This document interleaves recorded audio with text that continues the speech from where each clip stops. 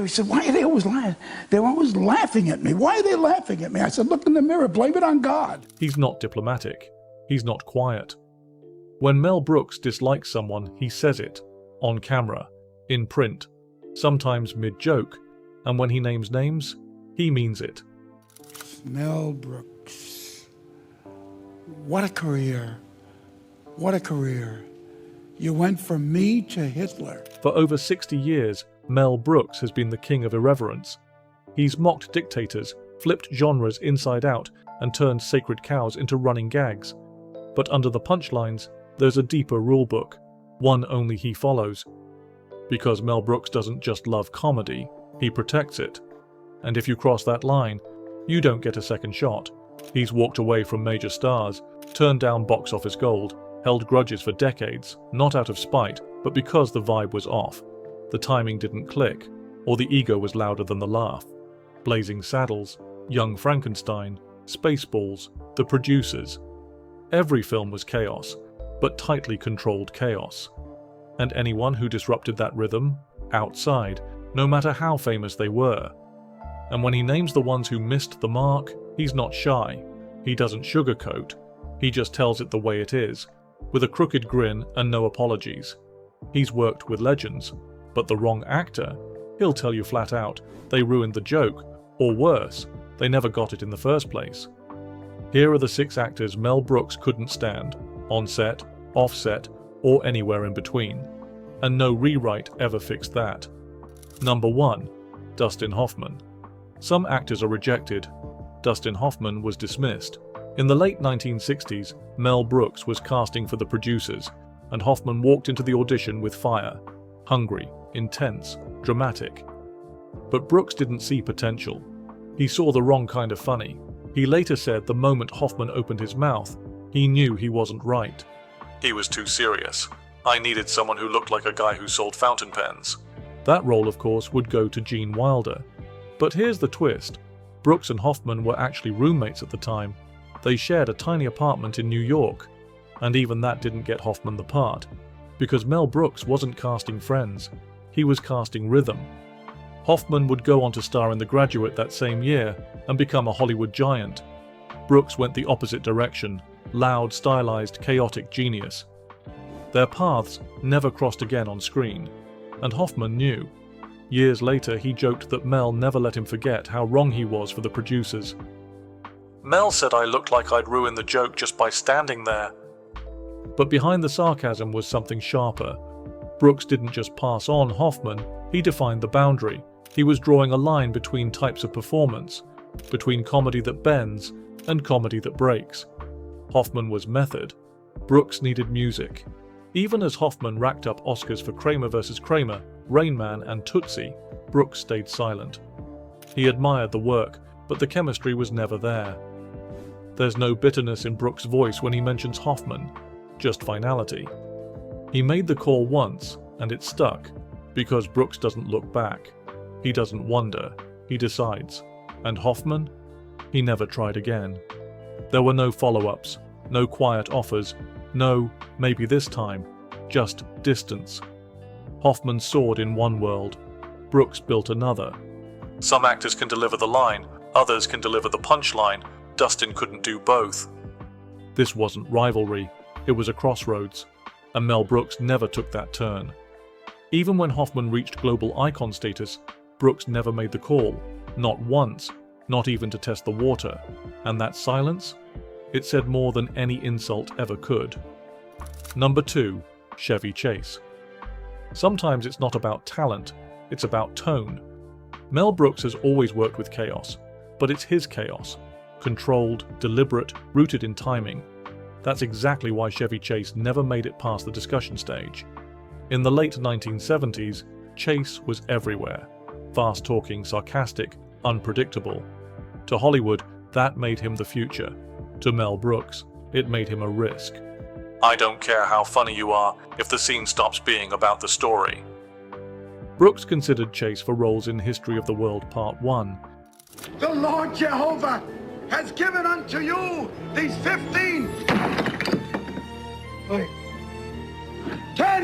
10 commandments. He even loosely circled Chase for supporting parts in early drafts. But the meetings didn't go well. Friends close to the production said Brooks was turned off by the ego, the rhythm wasn't right. Because Brooks writes for ensemble, and Chase, he steals. There were rumors Chase pushed back on material, wanted script control, and clashed with writers. None of that worked in a Brooks world where jokes are engineered, not improvised. Brooks needed actors who served the joke, not dominated it. Chase, on the other hand, was known for going off script, for turning punchlines into solo acts. He once bragged he never rehearsed, he just showed up and felt it. Brooks hated that style, and he said so. "Funny isn't enough. If it breaks the film, I don't want it."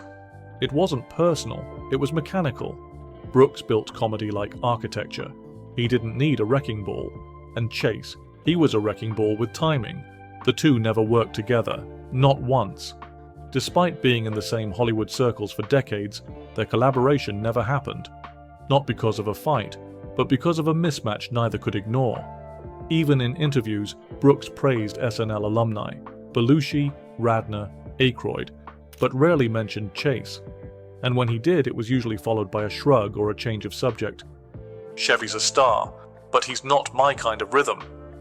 That's all it took. One off-key rehearsal, one awkward lunch, one vibe that didn't fit. Brooks didn't hate Chase, he just didn't invite him in.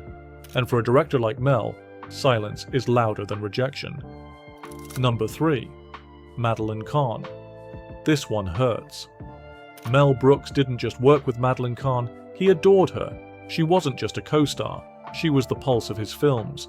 Blazing Saddles, Young Frankenstein, High Anxiety. One glance from her could flip an entire scene, but even that didn't stop it from falling apart. Their collaboration reached a boiling point during High Anxiety, a film Brooks directed, produced, wrote, and starred in. And that kind of control? It needs harmony. What he got instead was friction. "She had a mind of her own. Sometimes that was brilliant. Sometimes it wasn't helpful." The tension started small. Timing, tone, character choices. Then it escalated. Kahn felt her role was shrinking. Brooks felt her attitude was growing. And one day, she walked off set. She didn't come back. It stunned the crew. This wasn't just any actress, this was Lily von Stupp. The woman Brooks once said had the best comedic instincts he'd ever seen. But on High Anxiety, something cracked. It was like losing a scene partner in the middle of a performance. Brooks didn't talk about it much at the time, but insiders said he took it personally. She wasn't just walking away from a role, she was walking away from the trust. The fallout lasted months, no letters, no follow-ups. And when Brooks started casting his next films, her name didn't come up, not once. Eventually they reconnected. They laughed again, and years later, Brooks honored her career publicly. But in private, he called her departure the first time someone I loved turned a film into a fracture. "When you're making comedy, you can't limp through it. If someone's not with you, it falls apart." They never did another major film together after High Anxiety.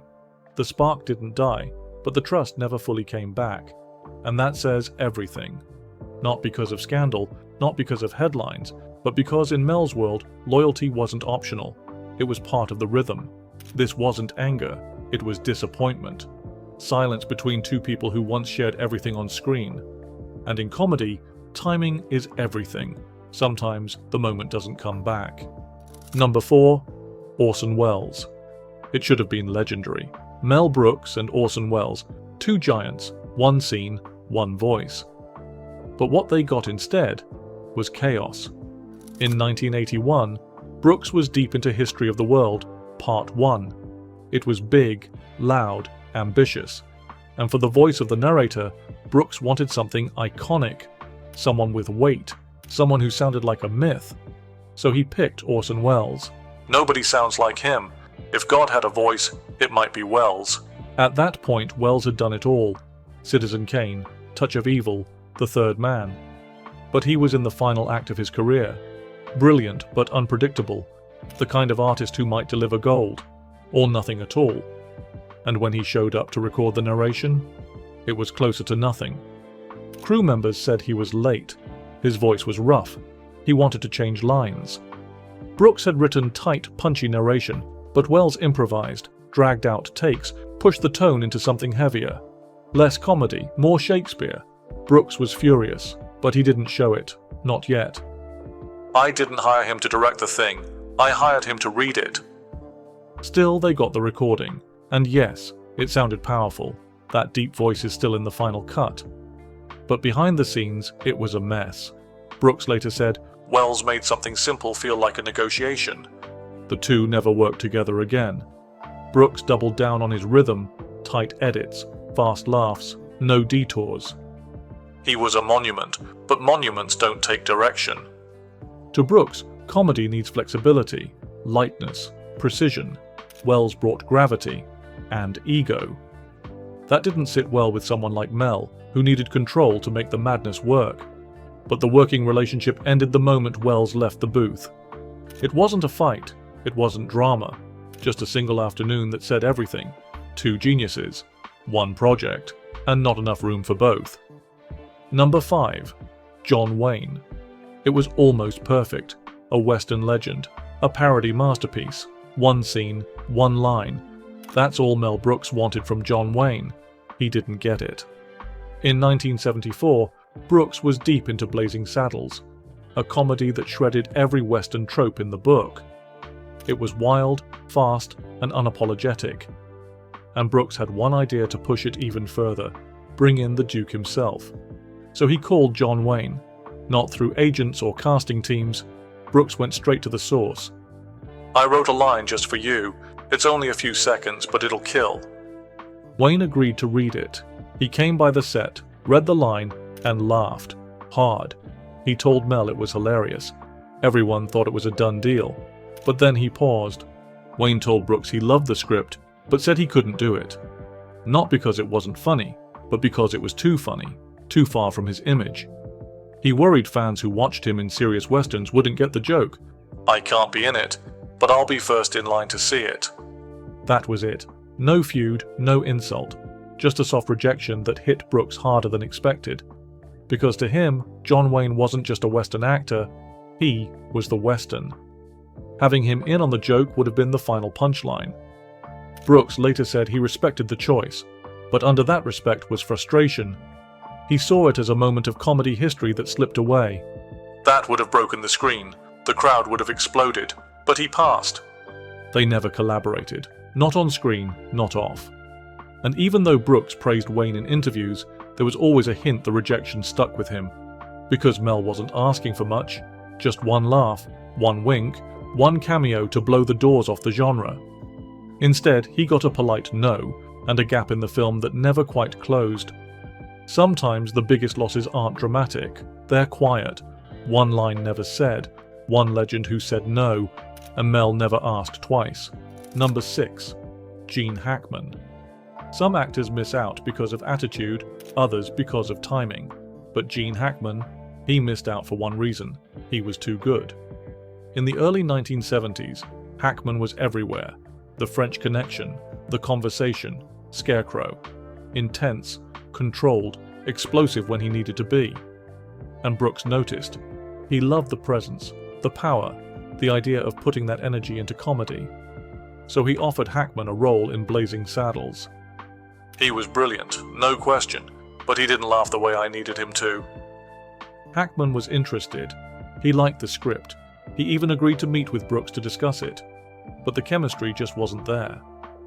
Brooks recalled that Hackman read the lines, but didn't play. Where Mel wanted chaos, Hackman brought structure. Where Mel pushed for rhythm, Hackman delivered weight. And it didn't land. The part eventually went to Harvey Korman, whose performance as Hedley Lamarr became one of the most iconic in Brooks' entire filmography. But that choice wasn't about talent, it was about flow. Brooks later admitted that passing on Hackman wasn't easy. Turning him down? That's not something you do lightly, but it just didn't fit. Hackman, for his part, never seemed bitter. He continued stacking up roles in films like Superman, Hoosiers, and Mississippi Burning. But in all that time, his name never popped up in another Brooks production again. It wasn't personal, it was just off.